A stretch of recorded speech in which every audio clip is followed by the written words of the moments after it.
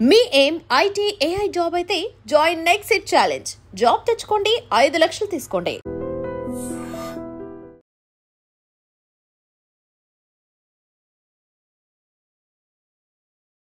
నమస్తే, welcome to iDream. ఈరోజు మనతో పాటు ఉన్నారు స్పెషల్ గెస్ట్, కాంగ్రెస్ పార్టీ అధికార ప్రతినిధి డాక్టర్ లింగం యాదవ్ గారు. సార్ నమస్తే. నమస్తే. ఎట్లున్నారు? గుడ్. Yes sir. సార్ ఏం సార్, కాంగ్రెస్ పార్టీ మన బీఆర్ఎస్ పార్టీ మీద కక్ష కట్టిందా? మొత్తం ముప్పేట దాడి బీఆర్ఎస్ టార్గెట్గా ఏవైనా సరే. మొన్నటి వరకు కేసులు అన్నారా, ఇప్పుడేమో లాస్ట్కి వస్తే కవిత గారు వచ్చిన తర్వాత, బయటకు వచ్చిన తర్వాత ఆమె చేసిన విమర్శల్ని ఇక మీరు ఎంజాయ్ చేస్తున్నట్టు అనిపిస్తుంది. ఏమైతుంది సార్? ఎందుకు టార్గెట్ బీఆర్ఎస్? వై? ప్రతిపక్షం ఉండొద్దా?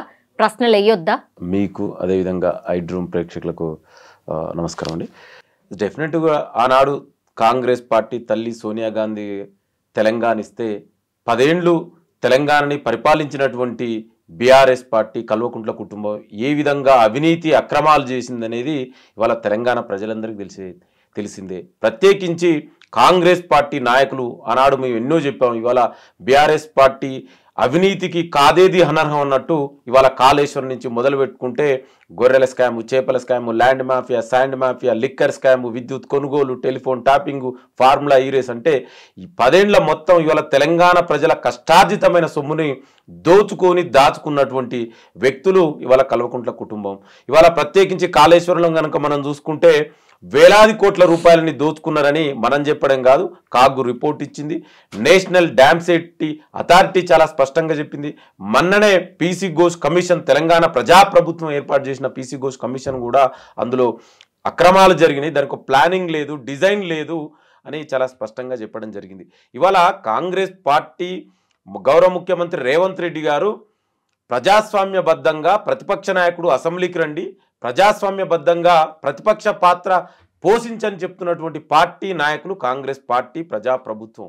ఇవాళ వాళ్ళు చేసినటువంటి అవినీతి అక్రమాల వల్ల ఇవాళ తెలంగాణ ప్రజలకు ముఖం చూపించుకోలేక ఫామ్ హౌస్లో దాక్కున్నటువంటి వ్యక్తి కేసీఆర్ గారు. 22 నెలలు అవుతున్నది, ఇట్లా మాటలు తప్పించి కాంగ్రెస్ పార్టీ చర్యలేవి అని అడుగుతున్నారు సార్. నేను అదే అంటున్నాండి. ఇవాళ కాంగ్రెస్ పార్టీ మా ప్రజాప్రభుత్వం ముఖ్యమంత్రి రేవంత్ రెడ్డి గారు డాక్టర్ బాబాసాహెబ్ అంబేద్కర్ రాసిన భారత రాజ్యాంగాన్ని, ప్రజాస్వామ్యం మీద, చట్టాల మీద, న్యాయ వ్యవస్థల మీద నమ్మకం ఉన్న పార్టీ ప్రభుత్వం. ఇవాళ గతంలో కేసీఆర్ చేసినట్టు ఇవాళ మిడ్ నైట్ దర్వాజా తలుపులు బలగొట్టి ప్రతిపక్ష నాయకులు అరెస్ట్ చేసినట్టు మేము ఆ విధంగా చెయ్యం. ఎందుకంటే మాకు ప్రజాస్వామ్యం మీద నమ్మకం ఉంది. ఏదైనా కూడా ఇవాళ చట్ట ప్రకారం, న్యాయ ప్రకారం ఎంక్వైరీ చేసి ఎంక్వైరీ తర్వాత ఇవాళ చర్యలు ఉంటాయి తప్ప ఇవాళ వాళ్ళు చేసిరని ఆ విధంగా చేయం కదా. ఇవాళ బీజేపీ అట్లా చేసింది, బీఆర్ఎస్ గతంలో చేసింది, మేము ఆ విధంగా చేయం. ఏదైనా చట్ట ప్రకారం. అందుకే ఇవాళ చట్ట ప్రకారం ఎంక్వైరీ నడుస్తుంది కదా. ఇవాళ పీసీ ఘోష్ కమిషన్ ఎంక్వైరీ చేసిన దాన్ని క్యాబినెట్ ఆమోదించి ఇవాళ అసెంబ్లీలో తీర్మానం ద్వారా సిబిఐకి పంపించాం. ఇవాళ లెట్స్ సిబిఐ ఎంక్వైరీ చేయండి. ఇవాళ బీఆర్ఎస్ పార్టీని మేము చేయవలసిన అవసరం లేదండి. బీఆర్ఎస్ పార్టీ అవినీతి సొమ్ము వాటాల వచ్చినటువంటి గొడవలు, ఆ పంపకాల గొడవల వల్ల ఇవాళ బీఆర్ఎస్ పార్టీ 3 ముక్కలుగా అవుతుంది. ఇవాళ ఒకవైపు హరీష్ రావు వర్గం, కేటీఆర్ వర్గం, కవితారావు వర్గం. ఇవాళ కాంగ్రెస్ పార్టీకి ఏం సంబంధం అండి? వాళ్ళ మధ్యలో వాటాల పంపకంలో గొడవలు. ఇవాళ పండోరా బాక్స్ మేము మొదటి నుంచి అదే చెప్తున్నాం.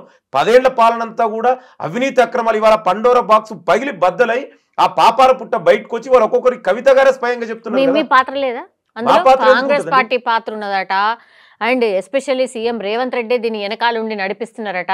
ఏదైతే కవిత గారు మాట్లాడుతున్నారో అవన్నీ రేవంత్ గారు మాట్లాడినే మాట్లాడట. నేనేమన్నా, ముఖ్యమంత్రి రేవంత్ రెడ్డి గారు మొన్ననే చాలా స్పష్టంగా చెప్పారు, మేము ఉండవలసిన అవసరమే ఉంది. నేను అదే చెప్తున్నా. వాళ్ళ పండోరా బాక్స్ బయటపడి వాళ్ళ అవినీతి వాటాల పంపకంలో తేడాలు రావడం వల్ల ఇవాళ వాళ్ళు మాట్లాడుతున్నారు. ఇవాళ కేసీఆర్ ఆనాడు ముఖ్యమంత్రిగా 10 ఏళ్ళుగా ఫెయిల్ అయినాడు. ప్రతిపక్ష నాయకుడు ఇవాళ 20 నెలలుగా అసెంబ్లీకి రాకుండా ప్రతిపక్ష నాయకుడు బాధ్యతగా ఫెయిల్ అయ్యిండు. ఇవాళ ఒక తండ్రి ఫాదర్గా కూడా ఫెయిల్ అయినటువంటి వ్యక్తి కేసీఆర్. ఇవాళ వాళ్ళ వాటాల పంపకంలో జరుగుతున్నటువంటి కుటుంబ కలహాలను ఇవాళ తెలంగాణ సమాజానికి ఏం సంబంధం అండి? తెలంగాణ ప్రజలకు ఏం సంబంధం అండి? వాళ్ళ వాటాల పంపకం తీసుకొచ్చి మొత్తం తెలంగాణ మీద రుద్దడం. ఇవాళ కేసీఆర్ పాత్ర ఉంది. ఇవాళ కవిత గారు ఈ విధంగా మాట్లాడడం వెనుక కేసీఆర్ ఉన్నాడు. ఇవాళ హరీష్ రావు గారిని ఇవాళ బీఆర్ఎస్ పార్టీ నుంచి పంపించడం కోసం వాళ్ళు ఆడుతున్నట్టు ఇదంతా కల్వకుంట్ల కుటుంబ డ్రామా నడుస్తుంది. ఎవరిని పంపించడానికి? హరీష్ రావుని బీఆర్ఎస్ పార్టీ నుంచి. ఇవాళ మీరు ఒకసారి గమనించండి. ఇవాళ కేసీఆర్ ఫామ్ హౌస్ కే పరిమితమైండు. ఇవాళ ప్రధాన ప్రతిపక్ష నాయకుడు కేటీఆర్ ఆ క్యాపబిలిటీ లేదు.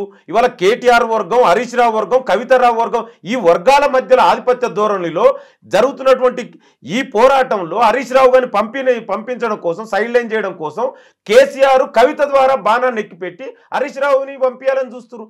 వాళ్ళ కుటుంబ కలహాలండి.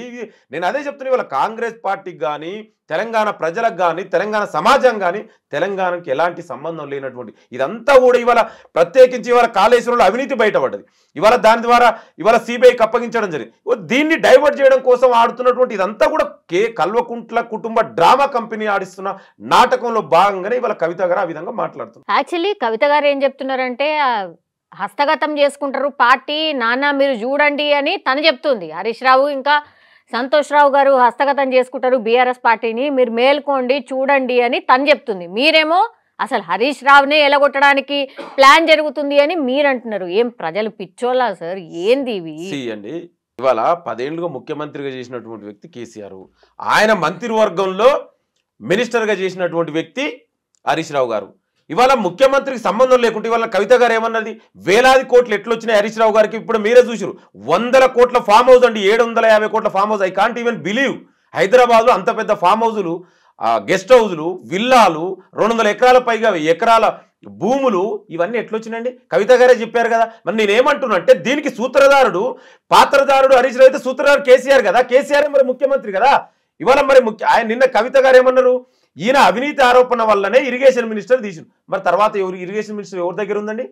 అంటే ఇవన్నిటికీ ఎడ్డు కేసీఆర్ కదా, ముఖ్యమంత్రి కదా. ఆయన మంత్రివర్గంలో మంత్రిగా ఉన్నటువంటి హరీష్ రావే ఇన్ని వేల కోట్ల అవినీతి చేస్తే మరి ఈ అవినీతి మొత్తానికి నాయకుడైనటువంటి ముఖ్యమంత్రిగా పనిచేసిన ఆనాటి కేసీఆర్ ఎంత అవినీతి చేయాలండి? అంటే మనం అర్థం చేసుకోండి. ఇవాళ తెలంగాణ సమాజం అంతా అదే మాట్లాడుకుంటారు. హరీష్ రావు దగ్గర ఇన్ని వేల కోట్లు వెళ్తే మరి కేసీఆర్ దగ్గర ఎన్ని ఉంటాయి? అందుకే ఇదంతా ఫ్యామిలీ డ్రామా, వాటాల పంపకంలో వచ్చిన తేడాలలో భాగంగానే ఈ గొడవలు స్టార్ట్ అయినాయి. ఇవాళ డెఫినెట్ కూడా తెలంగాణ సమాజం అందరూ అర్థం చేసుకుంటారు. అంటే వాళ్ళ 10 ఏళ్ల పాలన ఎంత అవినీతి అక్రమాలు జరిగింది. ఇవాళ సంతోష్ రావు నిన్న చెప్పారు చాలా స్పష్టంగా, చివరకు మొక్కల పేరు మీద కూడా ఎన్ని వేల కోట్లు దోసుకున్నారు, ట్రాక్టర్ల పేరు మీద ఎన్ని వేల కోట్లు దోసుకున్నారు. వీళ్ళ ఆస్తులు ఎట్లొచ్చినాయి? 2014 కంటే ముందు కేసీఆర్ ఫ్యామిలీ, హరీష్ రావు, సంతోష్ రావు, కేటీఆర్, కవితారావు వీళ్ళ ఆస్తులు ఎంత, ఇవాళ వాళ్ళ ఆస్తులు ఎంత, ఈ ఎక్కడి నుంచి వచ్చినండి? తెలంగాణ ప్రజల కష్టార్జితమైన సొమ్ము కదా. దీనిపై ఇవాళ ఇదే కేసీఆర్ అప్పుడు ఆనాడు ఏమన్నాడు, 80,000 పుస్తకాలు చదివిన చీఫ్ ఇంజనీర్ అయినటువంటి కేసీఆర్ రక్తము నా చెమట చుక్కబెట్టి కాళేశ్వరం కట్టిన అన్నారు. మరి ఇవాళ అదే కాళేశ్వరంలో నాకు సంబంధమే లేదు, నేనెందుకు కట్టిన అంటున్నాడు. మరి గతంలో ఆయన ఏం చెప్పిండు కదా, నేనే అన్నాడు కదా, మా కాళేశ్వరం నా మానస పుత్రిక అన్నాడు. మరి ప్రపంచంలో కడుతుంటేనే కూలిపోయిన ప్రాజెక్ట్ ఎక్కడన్నా ఉందా అండి? ఇవాళ కాళేశ్వరానికి కర్త కర్మక్రియ కేసీఆరే కదా. ఇవాళ అంటే అవినీతి ఒక హరీష్ రావు ఎట్లా చేస్తారు, మరి కేసీఆర్ పాత్ర కూడా ఉంటుంది కదా. అందుకే చెప్తున్నా, ఇదంతా ఫ్యామిలీ ఆడుతున్నటువంటి డ్రామా. కల్వకుంట్ల కుటుంబం అంటేనే కరప్షన్ కుటుంబం ఇవాళ తెలంగాణ ప్రజలకు అర్థమైంది. అందుకే ఇవాళ కేసీఆర్ ముఖం చూపించుకోలేక ఫామ్ హౌస్ లో దాక్కుండు కదా. అసలు ఎందుకు సిబిఐకి ఎందుకు వాళ్ళ మీరే సిబిఐ అసలు నమ్మకమైన సంస్థనా? అదొక జేబు సంస్థ, కేంద్రానికి సంబంధించిన జేబు సంస్థ అంటది. మళ్ళా తీసుకుపోయి సిబిఐకి ఎట్లా ఇస్తారు అనేది కూడా వీళ్ళు క్వశ్చన్ చేస్తున్నారు. That's right. గత 11 సంవత్సరాలుగా నరేంద్ర మోడీ ప్రధానమంత్రి అయిన తర్వాత ఈ దేశంలో రాజ్యాంగబద్ధ సంస్థలైనటువంటి సిబిఐ, ఈడీని, ఐటీని, చివరకు ఎలక్షన్ కమిషన్ ఆఫ్ ఇండియాను కూడా ఏ విధంగా బీజేపీ చెప్పు చేతుల్లో పెట్టుకుని నరేంద్ర మోడీ ఆడిస్తున్నటువంటి వ్యవహారం మనందరం చూస్తున్నాయి. అయితే ఇక్కడ ఇవాళ ప్రత్యేకించి ఈ కేసుకు సంబంధించి ఇది అంతర్రాష్ట్ర వ్యవస్థ. ఎందుకంటే మహారాష్ట్ర కూడా ఇన్వాల్వ్ అయింది. వ్యాప్కో సంస్థ చైర్మన్ రాజేంద్ర గుప్తా మన్ననే అవినీతి ఆరోపణలకు 100 కోట్లు దొరికినాయి. ఇవాళ స్టేట్ సంబంధించినటువంటి ఏజెన్సీలు ఇవాళ పక్క రాష్ట్రాలకు పోయి చేయలేవండి. సో అందుకే ఇవాళ దీంతో పాటు ఇదే బీజేపీ నాయకులు గతంలో ఏమన్నారు, సిబిఐకి అప్పగించామన్నారు. ఇవాళ అందుకే కాంగ్రెస్ ప్రజాప్రభుత్వం, ప్రతిపక్ష ఇవాళ అధికార పార్టీగా కాంగ్రెస్ ఉంది, ప్రతిపక్ష పార్టీగా బీఆర్ఎస్ ఉంది. ఇవాళ ఒక నిష్పక్షపాతంగా ఎంక్వైరీ జరగాలి. ఇవాళ బీజేపీ నాయకులే గతంలో డిమాండ్ చేశారు. అంతరాష్ట్ర వ్యవహారాలకు సంబంధించినటువంటి ఇందులో వ్యవహారం ఉంది. అందుకే సిబిఐకి అప్పగించడం. నేనేమంటున్నట్టే ఇవాళ సిబిఐ కూడా తన చిత్తశుద్ధిని నిరూపించుకోవాలి. ఇవాళ 11 సంవత్సరాలుగా అటానమస్ కోల్పోయి ఒక అచేతన వ్యవస్థలో ఉన్నటువంటి పనిచేస్తున్నటువంటి సిబిఐ ఈ కేసు ద్వారా అయినా నీ యొక్క చిత్తశుద్ధిని రాజ్యాంగబద్ధ సంస్థ సిబిఐ నిరూపించుకోవాల్సిన అవసరం, బాధ్యత కూడా ఇవాళ సిబిఐకి ఏర్పడింది. అవును, హోంశాఖ ఇప్పుడు దానికి అనుమతి తెలపాలి. అవునా? హోంశాఖ అనుమతి తెలుపుతుంది అనుకుంటున్నారా? లేదంటే మళ్ళీ ఇట్లనే మాటలు దాడి చేసుకుంటా అట్లా అట్లా అట్లా కొనసాగింపు చేసుకుంటా నెక్స్ట్ ఎలక్షన్లు వచ్చే ముంగట ఏదో అలజడి, ఏదో సంథింగ్ చేయాలని అంటే మీరు అనుకోండి, లేకపోతే బీజేపీ అనుకుంటుందా? ఏం చేద్దాం అనుకుంటున్నారు? ఇవాళ కాంగ్రెస్ బాధ్యతగా మేము ఒక చట్టబద్ధంగా ఒక కమిషన్ ఏర్పాటు చేసి ఆ కమిషన్ రిపోర్ట్ ద్వారా అసెంబ్లీ తీర్మానం ద్వారా కేంద్రానికి సిబిఐకి అప్పగించడం జరిగింది. ఇవాళ సిబిఐ బాధ్యత అండి. ఇదే బీజేపీ నాయకులు కూడా గతంలో ఇదే అమిత్ షా వచ్చి అన్నాడు, కావాలంటే మీకు అంత ఎవిడెన్స్ నేను చూపిస్తాను. ఇదే బీజేపీ జాతీయ అధ్యక్షుడు జేపీ నడ్డా గారు హైదరాబాద్కి వచ్చి కాళేశ్వరం ఏటీఎంగా మారింది కల్వకుంట్ల కుటుంబానికి అన్నాడు. మరి ఇవాళ ఆ బాధ్యతను మీరు సిబిఐ ఎంక్వైరీ చేయండి, ఎంక్వైరీ చేసి నిజాలు తేల్చండి. ఎందుకంటే బీజేపీ బీఆర్ఎస్ కూడా రెండు ఒకటే. అందుకే ఇవాళ ఆ నమ్మకం అది కాదు అని ప్రూవ్ చేసుకోవాల్సిన అవసరం ఏర్పడింది కదా సిబిఐకి. నీ అటానమస్ని ఇవాళ 11 సంవత్సరాలుగా బీజేపీ తెచ్చినటువంటి అన్ని బిల్లులకు సపోర్ట్ చేసింది ఇదే బీఆర్ఎస్. గతంలో జీఎస్టీకి సపోర్ట్ చేశారు, డిమానిటైజేషన్ సపోర్ట్ చేశారు, రైతు వ్యతిరేక నల్ల చట్టాలకు సపోర్ట్ చేశారు, ప్రెసిడెంట్ వైస్ ప్రెసిడెంట్ ఎలక్షన్లకు కూడా సపోర్ట్ చేసినటువంటి చరిత్ర బీఆర్ఎస్కు ఉంది. ఇవాళ నేనేమంటే ఇవాళ ఇదే కవిత గారికి లిక్కర్ స్కామ్ కేసులో బెయిల్ రావడానికి వారం రోజులు ఢిల్లీలో ఇదే హరీష్ రావు కేటీఆర్ పోయి ఢిల్లీలో ఎవరినోను కలిసిరు, ఎవరు కలిస్తే బెయిల్ వచ్చింది అనేది కూడా తెలంగాణ సమాజం మర్చిపోయిందా అండి? అందుకే నేను ఏమంటున్నా అంటే ఇవాళ సిబిఐ చిత్తశుద్ధిని నిరూపించుకోవాలి. నువ్వు రాజ్యాంగబద్ధ సంస్థగా పనిచేస్తున్నావు, మాకు ఏ పొలిటికల్ పార్టీతో సంబంధం లేదని నిరూపించుకోవాల్సిన అవసరం కూడా ఇవాళ సిబిఐకి ఏర్పాటైంది. ఇవాళ నేను ఏమంటున్నా అంటే బీజేపీ ప్రభుత్వం కూడా మరి గతంలో చెప్పారు అవినీతి జరిగిందని, ఇవాళ ఎంక్వైరీ చేయండి. మరి మీరే అడిగారు కదా, ఇదే బీజేపీ నాయకులు అడిగారు కదా సిబిఐకి ఇవ్వమని, ఇప్పుడు ఇచ్చాం. మరి చేయండి, మీరు ఎంక్వైరీ తేల్చండి, చట్టపరంగా చర్యలు తీసుకోండి. ఇవాళ అవినీతి జరిగిందని మీరు కూడా అన్నారు కదా, మరి ఇప్పుడు ప్రూవ్ చేయవలసిన బాధ్యత కూడా మీదే ఉంది, అరెస్ట్ చేయండి చట్ట ప్రకారం. నేనేమంటున్నంటే కాంగ్రెస్ పార్టీ ఎక్కడ కూడా ప్రతిపక్ష నాయకులని గతంలో బీజేపీ చేసినట్టు బీఆర్ఎస్ చేసినట్టు చేయాలని అవసరం లేదు మాకు. మేము ఆనాడు ఏదైతే చెప్పినో కరప్షన్ జరిగింది 10 ఏళ్ల బీఆర్ఎస్ పాలనను, దానికి చట్ట ప్రకారమే చర్యలు తీసుకుంటా ఉన్నాం. దాని ప్రకారమే ఇవాళ అదే అనుకుంటే మరి 20 నెలలు మేము ఎందుకు అవుతామండి? సిబిఐ కేసులు ఎంతమంది మీద పడ్డాయండి, ఆ తర్వాత మళ్ళీ బెయిల్ తీసుకొని బయటకు వచ్చారు. కానీ ఎక్కడన్నా రిజల్ట్ వచ్చిన సందర్భాలు చాలా అంటే చాలా తక్కువ ఉన్నాయి. ఎందుకు ఈ డ్రామాలు, ఎందుకు ఇదంతా, అసలు అవసరమా? ఇప్పుడు కనబడుతుందా లేదా కాళేశ్వరంలో అవినీతి జరిగిందని ప్రజలందరూ కూడా మాట్లాడుకుంటున్నారు. సొమ్ము రికవరీ కావాలా, ప్రజలకు సొమ్ము బ్యాక్ రావాలా, అదెందుకు ఆలోచిస్తలేవు పార్టీలు అనేది కూడా ఇంకో వర్షన్ ఉంది. మరి అదే అంటున్నాండి, మీరు అన్నట్టు ఎగ్జాక్ట్ రైట్.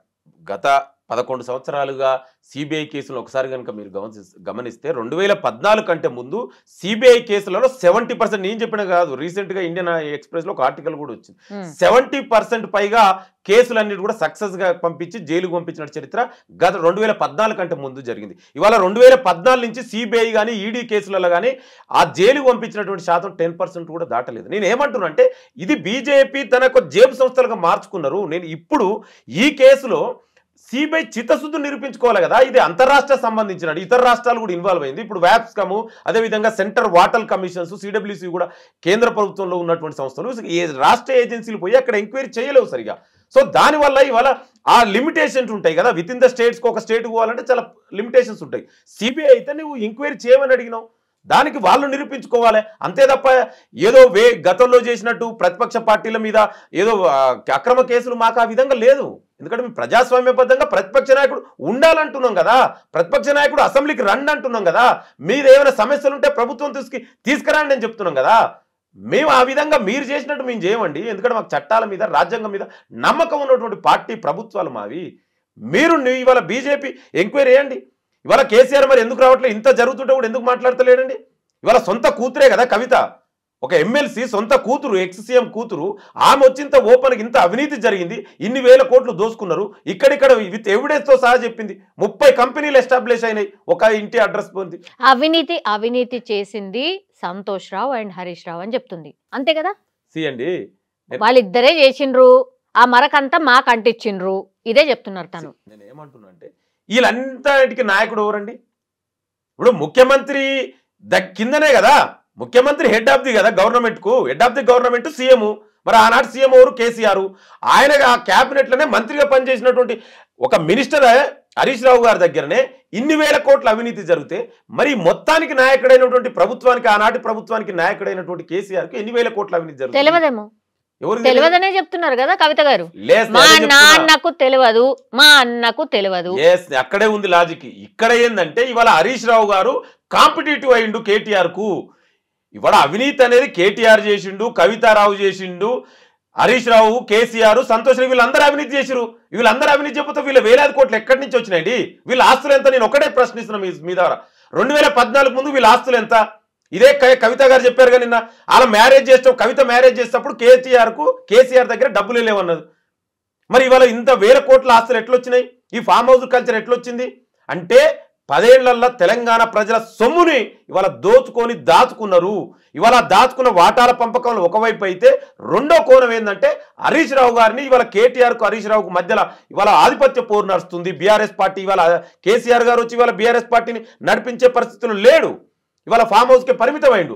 నెక్స్ట్ ఈ లీడర్షిప్ ఎవరు అంటే ఇవాళ కేటీఆర్ వర్సెస్ హరీష్ రావు. వీళ్ళిద్దరి మధ్యలో హరీష్ రావు గారిని ఈ పేరు మీద బయటకు పంపించాలని కేసీఆర్ ఆడిస్తున్నటువంటి ఒక పెద్ద డ్రామా ఇది.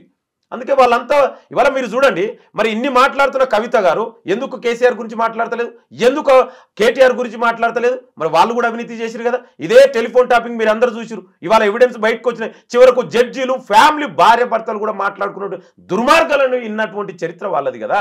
ఇవాళ మరి దాని గురించి కేసు ఏడున్నదండి, అది అట్లనే ఉన్నది కదా. అదే చెప్తున్నాండి. ఇవాళ ఏదైనా కూడా ఎన్ని రోజులు విచారణ చేస్తారు, విచారణ చేస్తూనే ఉంటారా, ఇంకా చర్యలు ఉండవా అనేది కూడా చాలా మంది క్వశ్చన్ చేస్తున్నారు. క్వశ్చన్ చేయడంలో కూడా అర్థం ఉంది. కానీ ప్రభుత్వం వాళ్ళ లెక్క గతంలో లెక్క కక్ష సాధింపు చేయమంటున్నాం మేము. ఎంక్వైరీ జరుగుతుందండి. ఎంక్వైరీ చేసిన తర్వాత ఆ నిజానిజాలు బయటకు వస్తాయి. దాని తర్వాత చర్యలు ఉంటాయి తప్ప ఇమ్మీడియట్గా ఓకే అవినీతి జరిగిందని మా ప్రభుత్వం మరి అట్లా అంటే 20 months మేము ఎందుకు వెయిట్ చేస్తామండి? ఏమో లోపల మాట్లాడేసుకున్నారు, మీకింత మాకింత అని మాట్లాడేసుకున్నారు. ఆ కేసులన్నీ ఉత్తయ్యే, మేమేదో ఇట్లా అన్నట్టు చేస్తాం, దాని తర్వాత ఏముండవులే అనే అండర్స్టాండింగ్ జరిగింది అని. ఇదే బీఆర్ఎస్ నాయకులు కేసీఆర్ మా నాయకులు ఎంత ఇబ్బంది పెట్టినండి 10 ఏళ్ళుగా. ప్రధానంగా ఆనాడు ప్రతిపక్ష నాయకుడుగా పీసీ ప్రెసిడెంట్గా ఉన్నటువంటి రేవంత్ రెడ్డి గారిని ఏం చేసి చివరకు ఎన్ని కేసులలో ఇరికించి ఒక చిన్న డ్రోన్ కేసులో కూడా బెయిల్ రాకుండా చేసినటువంటి చరిత్ర వాళ్ళండి. మిడ్ నైట్ దర్వాజా తలుపులు వాళ్ళగొట్టి బెడ్రూమ్ కూడా పోయినటువంటి చరిత్ర వాళ్ళు. ఎంతో మంది ఉద్యమకారులకి చివరికి కోదండరామ్ లాంటి ఉద్యమకారుని కూడా అరెస్ట్ చేసినటువంటి చరిత్ర వాళ్ళది. గద్దర్ లాంటి వ్యక్తిని కనీసం అపాయింట్మెంట్ అయినటువంటి చరిత్ర వాళ్ళే. వాళ్లకు కాంగ్రెస్ పార్టీకి ఎక్కడ పోలికండి? వాళ్ళ అవినీతి అక్రమాలు వేడా ఇవాళ కాంగ్రెస్ ప్రజాప్రభుత్వం ప్రజాపాలన ఒక స్వేచ్ఛాయుత వాతావరణంలో ప్రజాస్వామ్యబద్ధంగా ఇవాళ పరిపాలన జరుగుతుంది. మంత్రులు ముఖ్యమంత్రి స్వేచ్ఛగా ఉన్నారు. ఇవాళ ప్రజలకు మేమిచ్చినటువంటి వాగ్దానం అమలు చేసుకుంటూ ఇవాళ ప్రజా పరిపాలన ఒకవైపు, గత బీఆర్ఎస్ పాలన నియంతృత్వ పాలనకు ఆ కంపారిజన్ ప్రజలే చేస్తున్నారు కదా. వాళ్ళ గడిల పాలన పాత్ర పెట్టిరు కదా. అందుకే ఇవాళ ప్రజాస్వామ్యబద్ధ పరిపాలన జరుగుతుంది. ఈ ప్రజాప్రభుత్వం ప్రజలకు అకౌంటబిలిటీ ఉంటుంది. ఆ అకౌంటబిలిటీ కోసం వాళ్ళు చేసినటువంటి దుర్మార్గాలు 10 ఏళ్ల పాలన ఒక్కొక్కటి అవినీతి బయట పెడుతున్నాం. చట్ట ప్రకారం ఎంక్వైరీ ఉంటుంది. అంతే తప్ప ఇప్పుడే చేయండి ఇమ్మీడియట్గా అట్లా చేయమండి. మేము మాకు నమ్మకం ఉంది ప్రజాస్వామ్యం మీద, రాజ్యాంగం. ఎన్నేళ్ళు అదే వెయిట్ చేస్తున్నారు. ఇంకెన్నేళ్ళు ఆగాల, ఇంకెన్నేళ్ళు రికవరీ చేస్తారు? ఆ పైసలు ఏమన్నా బ్యాక్ వస్తాయా రావా? ఇట్లే తిట్టుకుంటా పోతారా? ఎక్కడ కూడా తిట్టుకోవడానికో వాళ్ళని ఏదో వేధింపులు చేయడానికి ఈ ప్రభుత్వం లేదండి. డెఫినెట్ కూడా ఎంక్వైరీ నడుస్తుంది. తొందరలోనే ఎంక్వైరీ వాళ్ళ చివరి దశకు వచ్చింది. ఇవాళ కాళేశ్వరంలో కమిషన్ వేసాం, రిపోర్ట్ సిబిఐకి ఇచ్చాం. ఒక్కొక్కటిగా మిగతా నేనేమంటున్నంటే ఎంత దుర్మార్గాలు చేసిరో ఇవాళ కవిత గారే చెప్తున్నారు కదా. నేరెళ్ళ ఘటన దళితుల మేము 10 ఏళ్ళు మేము గతంలో చెప్పినాం కదా. ఇదే ప్రతిపక్ష కాంగ్రెస్ పార్టీ ఉండి మేము ఎన్నిసార్లు చెప్పినాం? వాళ్ళకి ఏమైనా న్యాయం జరిగిందా సార్? మీరు టాపిక్ తీసుకొచ్చారు. ఏమి ఇప్పుడు తన వచ్చింది కాబట్టి మళ్ళీ నేరెళ్లకు సంబంధించినది మళ్ళీ ఒకసారి రైజ్ అయింది. నేను అదే చెప్తున్నాను. ఒక నేరెళ్ళనే కాదు, మంటన్లో మధుకరు, అదే విధంగా మరియమ్మ కేసు, ఇవాళ ఎన్నో కేసులు ఉన్నాయి. వాళ్ళు చేసిన దుర్మార్గాలు ఒక్కొక్కటికి ఎంక్వైరీ జరుగుతుంది. నేను ఏమంటున్నా అంటే దయచేసి మీరు ఇవాళ ఒక ప్రభుత్వానికి ఒక కమిషనర్కి ఇన్ని రోజుల్లో అరెస్ట్ చేయాలి, ఇప్పుడే చేయాలంటే ఇన్స్టాంట్ జస్టిస్ జరగదండి. ఇది ఇన్స్టాంట్ కాపీ లెక్క ఇన్స్టాంట్ జస్టిస్ గురించి కాదండి. ఇది చెప్పుకోవడానికి బాగుంటుంది. మేమేమంటున్నాం అంటే ఎంక్వైరీ ద్వారా ప్రూవ్ చేసి విత్ ఆ ఎవిడెన్స్ తోటి బయట పెడతాం. ఇవాళ మీరన్నట్టు నేరెళ్ల మీద కూడా ఇలా ఎంక్వైరీ తొందరలో ప్రభుత్వం వేస్తుంది. డెఫినెట్ కూడా దానికి బాధ్యులైన వ్యక్తులు శిక్షిస్తుంది, చట్ట ప్రకారం శిక్షిస్తుంది అని అంటున్నా. వ్యక్తిగతంగా కక్షలు మాకుండా ఈ ప్రభుత్వానికి అంటున్నాం. డెఫినెట్ కూడా గత ప్రభుత్వంలో జరిగిన అన్ని ఎంక్వైరీలు ఒక్కొక్కటిగా వేసినాం. తొందరగా ఒక్కొక్కటి కంప్లీట్ అవుతుంది. అయిన తర్వాత డెఫినెట్ కూడా చర్యలు తీసుకున్నాం. ఎంత పెద్ద వ్యక్తులు, అది కేసీఆర్ అయినా కేటీఆర్ అయినా హరీష్ రావా కవిత ఎవరున్నా కూడా ఎవరు ఈ ప్రభుత్వానికి ఎవరు ఎక్కువ తక్కువ కాదండి. డెఫినెట్ కూడా చట్ట ప్రకారం తీసుకుంటాం. ఎన్నిసార్లు చాలా కేసెస్ గురించి మీరు కేటీఆర్ రేప్ అరెస్టు, ఇఎల్ అరెస్టు అవి చూసి చూసి చూసి అరెస్ట్ లేదు, ఏమీ లేదు, మీకేం చేత కాదు అనే స్థాయిలో తీసుకొచ్చి పెట్టుకున్నారు. అయినా సరే మేము ఇట్లనే చేస్తాం, చట్టం ప్రకారమే చేస్తాం అనుకుంటా పోతే ఇక కాంగ్రెస్ పార్టీ మరి ప్రజలలో చులకనవుతుందా లేకపోతే పల్సన అవుతుందా మీరు చెప్పాలి. ఇవాళ నియంతృత్వ పాలనకు, ప్రజాస్వామ్యబద్ధ పాలనకు, రాజ్యాంగబద్ధ పాలనకు చాలా డిఫరెన్స్ ఉంటుంది. కేసీఆర్ గతంలో నియంతృత్వ పాలన జరిగింది, ఒక ఫాసిస్ట్ పాలన లెక్క జరిగింది. అక్కడ ఎవరికి ప్రజలకు ఆనాడు స్వేచ్ఛ లేకుండే, ప్రతిపక్షాలకు స్వేచ్ఛ లేకుండే, పత్రికకు మీడియాకు కూడా స్వేచ్ఛ లేకుండా గతంలో జరిగింది. ఇవాళ ఆ విధంగా జరగదంటున్నామండి. డెఫినెట్గా ఇవాళ మాకు ప్రజాస్వామ్యబద్ధంగా ఏదైనా ఎంక్వైరీ ప్రజాస్వామ్య మీరు చూడండి. కసబ్ లాంటి వ్యక్తిని కూడా ఈ దేశం this is the law of land, ఈ దేశంలో అంత పెద్ద తీవ్రవాదికి కూడా మనం చట్ట ప్రకారమే శిక్షించినాం. మీ అందరికీ తెలిసిన, మీరు కూడా సీనియర్ జర్నలిస్టులు, అంత పెద్ద తీవ్రవాదికి కూడా చట్ట ప్రకారం ఎంక్వైరీ చేసే శిక్షించినాం కదా. మరి ఈ దేశంలో ఎందుకంటే అది this the law of land. ఈ కంట్రీలో చట్ట ప్రకారం ఆ రాజ్యాంగాన్ని చట్టాన్ని నమ్మే పార్టీ ప్రభుత్వం మాది, కాంగ్రెస్ పార్టీ ప్రభుత్వం. సో డెఫినెట్ కూడా ఎవరైనా కూడా వాళ్ళకి చట్ట ప్రకారం చేస్తుంది తప్ప ఏదో ఇన్స్టాంట్గా జరగాలనేది ఆ విధంగా జరగదండి. మనం అనుకున్నట్టు కాదు కదా చట్టాలు. కేసీఆర్ అట్లా చేసిండు, మేము చెయ్యము అంటున్నాం. అదే మా డిఫరెన్స్. ఆ నియంతృత్వ పాలనకు ఈ ప్రజాస్వామ్య పాలనకు డిఫరెన్సే అదే అంటున్నాం. ఆ ప్రజలు కూడా అర్థం చేసుకుంటారు. మీరు చూడండి ఎంక్వైరీ అంటే ఇప్పుడు ప్రభుత్వం ఏర్పాటై 20 నెలలు అయింది. డెఫినెట్గా వెయిట్ చేయండి. ఒక్కొక్క కమిషన్స్ కు ఎంక్వైరీ తర్వాత డెఫినెట్ కూడా బాధ్యులైన వ్యక్తులందరినీ కూడా శిక్షిస్తాం. కాళేశ్వరం అతి పెద్ద కుంభకోణం అని చాలా డేస్ నుంచి మాట్లాడుతున్నారు. ఇప్పుడు లాస్ట్కి వస్తే సిబిఐ దగ్గర మీదేంటి లెటర్ రాసిర్రు సిబిఐ టేకప్ చేయాలి అని. అది ఎప్పుడు స్టార్ట్ కావచ్చు, ఎప్పుడు ఎండ్ అవ్వచ్చు? లాస్ట్లీ నేనేమంటున్నంటే ఇవాళ ఒక ప్రజాస్వామ్యబద్ధంగా ఎలక్ట్ అయినటువంటి ప్రజాప్రభుత్వం ముఖ్యమంత్రి రేవంత్ రెడ్డి గారి ఆధ్వర్యంలో ఒక కమిషన్ ఏర్పాటు చేసి ఆ కమిషన్ రిపోర్ట్ ఇచ్చింది. రిపోర్ట్ క్యాబినెట్ అప్రూవ్ చేసి అసెంబ్లీ తీర్మానం ద్వారా సిబిఐకి ఇవ్వడం జరిగింది. ఇప్పుడు సిబిఐ ఆ కమిషన్ టేకప్ చేస్తే తొందరలోనే డెఫినెట్గా నేనేమంటున్నా, బీజేపీ నాయకులు కూడా అడిగారు కదా ఎంక్వైరీ చేయమందాం, లెట్స్ సీ. వాళ్ళ బీజేపీ నాయకులు ఇల్లే గతంలో ఇక్కడ కాళేశ్వరం అవినీతి మారిందన్నారు. మరి ఇప్పుడు ఆ చిత్తశుద్ధిని నిరూపించుకోవాలి కదా. బీజేపీ నాయకులు ఎంతోమంది వాళ్ళ జాతీయ అధ్యక్షుడి నుంచి ఇక్కడ అవినీతి అన్నారు కాళేశ్వరంలో. మరి సిబిఐ ఎంక్వైరీ చేయమనండి. వాళ్ళందరూ అడిగారు. ఇది అంతర్రాష్ట్రాల సంబంధించిన విషయము. దానికోసం సిబిఐకి మా చిత్తశుద్ధిని నిరూపించుకున్నాం. ఇప్పుడు సిబిఐ కూడా బీజేపీ కేంద్ర ప్రభుత్వం కూడా తన చిత్తశుద్ధిని నిరూపించుకొని ఎంక్వైరీ చేయండి. ఎంక్వైరీ తర్వాత చర్యలు తీసుకుంటాం. సో నేనేమంటున్నా అంటే దయచేసి ఇంకా చేయట్లేరు అట్లా ఉండదండి. ఇన్స్టాంట్ జస్టిస్, ఇన్స్టాంట్ కాపీలకు ఇన్స్టాంట్ జస్టిస్ జరగాలండి. అట్లా కాదు కదా. ఇది ప్రజాస్వామ్య పాలన. మేము పార్టీ నమ్ముతాం. ఎందుకంటే మేము రాజ్యాంగాన్ని రక్షించే పార్టీ, రాజ్యాంగాన్ని ఉండాలనుకున్న పార్టీ మాది. ఇదే కల్వకుంట్ల కుటుంబం గతంలో అన్న రాజ్యాంగాన్ని కూడా మార్చామని. ఎందుకంటే బీజేపీ నాయకులు వీళ్ళిద్దరు 10 ఏళ్ళుగా ఒకటే కదా. సో అందుకే ఇవాళ బీజేపీ కూడా చిత్తశుద్ధిని నిరూపించుకోవాలి. ఇవాళ రాష్ట్రంలో జరిగిన 10 ఏళ్ల పాలన అంతా కూడా ఇవాళ తెలంగాణ ప్రజలు గుర్తు చేసుకుంటారు. ఆ పాలనకు డిఫరెన్స్ ఏంది, ఇవాళ కాంగ్రెస్ ప్రజాప్రభుత్వ పాలనకు డిఫరెన్స్ ఏందని. ఇవాళ వాళ్ళ 10 ఏళ్లలో ఎంత దోచుకున్నారు. ఇవాళ నేను అదే అంటున్నాండి, ఒక కాళేశ్వరం ఏంది, ఇవాళ ఒక కేసుకు బయటపడితేనే ఇన్ని వేల కోట్ల అవినీతి బయటపడుతుంది. ఇక వాళ్ళు 10 ఏళ్ల పాలన తెరిస్తే తెలియవు. కనీసం కల్వకుంట్ల కుటుంబం ఏంది ఇంకా ఎన్ని స్కాములు చేసి ఉంటుంది 10 ఏళ్లలో. ఆనాడు కనీసం మాట్లాడే స్వేచ్ఛని ఇచ్చారు ఎవరికైనా? కనీసం మీడియాను కూడా స్వేచ్ఛ ఇవ్వలే కదా. ఇవాళ అందుకే వాళ్ళు చేసిన పండోరా బాక్స్, ఆ పాపాల పుట్టంతా బయటపడి తెలంగాణ ప్రజల పాపం తలిగి వాళ్ళ కల్వకుంట్ల కుటుంబానికి ఇవాళ ఒక్కొక్కటిగా బయటపడుతున్నాయి. వాళ్ళ ద్వారానే బయటపడుతున్నాయి. ఇవాళ గతంలో మేము చెప్తే వాళ్ళు ఏమన్నారు, ఏదో కాంగ్రెస్ పార్టీ విమర్శిస్తున్నారు. ఇవాళ ఎవిడెన్స్ వచ్చింది కదా, సొంత కూతురే కదా ఒక్కొక్కటి చెప్తుంది. అందుకే ఈ అన్నిటికీ నాయకుడు వెనుక కూడా కేసీఆరే ఉండు. ఇవాళ కేసీఆర్ అనుమతి లేకుండా ఒక హరీష్ రావుకి అవినీతి చేసి కేసీఆర్ చేయలేదంటే ఎట్లా అండి? ఆ నాయకుడే కేసీఆర్ కదా. అందుకే ఇవాళ అవినీతి మొత్తానికి నాయకుడు కేసీఆర్ ఆడిస్తున్నటువంటి డ్రామాలో భాగంగానే ఈ కల్వకుంట్ల కథా చిత్రం నడుస్తుంది కవిత ద్వారా. చూద్దాం ఏమవుతుందో. Thank you sir. Thank you. And for more videos, please subscribe to iDream. Please subscribe to iDream. Please subscribe iDream. And please subscribe to iDream. For more videos, subscribe to iDream. please like, share and subscribe to the channel. Congratulations, iDream. Subscribe to iDream. Subscribe to iDream. So subscribe to iDream Media. iDream team andarki huge congratulations. Please subscribe iDream Media. Please subscribe to iDream. Subscribe iDream. Please subscribe to iDream. iDream అంటే నా కళల ఛానల్ను subscribe చేసుకున్న నోరు తిరుగుతలేదు, మీరైతే గంట గుర్తు కొట్టండి. For more such videos, please subscribe to iDream.